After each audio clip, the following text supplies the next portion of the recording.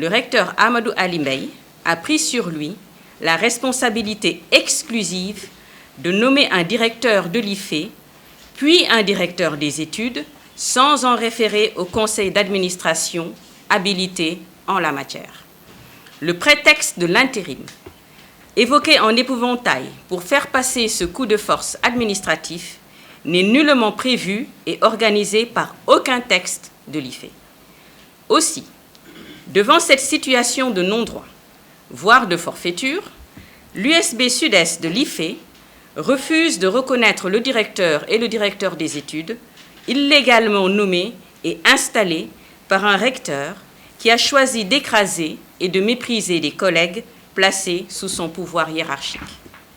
La nouvelle direction, naturellement marquée par son illégalité originelle, se distinguant par la violence de ses méthodes, menaces et voies de fait sur les collègues en pleine salle de cours, organise en mai une délibération du jury d'examen du premier semestre. De toute évidence, le quorum ne pouvait être atteint en l'absence de 4 des 8 enseignants, y compris le directeur et le directeur des études, qui se refusaient à participer à une réunion irrégulière et illégale. Les examens du deuxième semestre ont été organisés. Les enseignants membres de l'USB Sud-Est, ne pouvant se résoudre à l'illégalité que constituerait une remise de notes d'un examen à des instances illégales, attendent toujours d'avoir face à eux des autorités académiques légalement instituées et habilitées à cette fin. Résultat, la délibération des examens du deuxième semestre ne s'est pas encore tenue.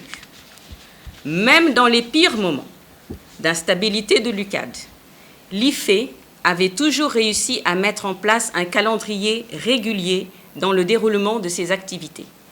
Bon an, mal an, les tests d'orientation étaient organisés dans la deuxième quinzaine du mois d'octobre, les cours commençaient dès après la première semaine de novembre et les résultats définitifs des examens finaux étaient proclamés dans la première quinzaine de juillet au plus tard.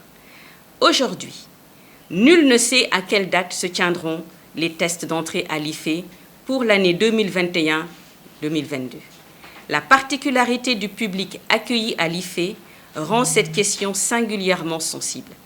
Un retard trop prononcé entraînera la désertion des étrangers qui choisiront d'autres pays pour leur formation, portant un coup sérieux à l'image du Sénégal comme pôle d'excellence universitaire.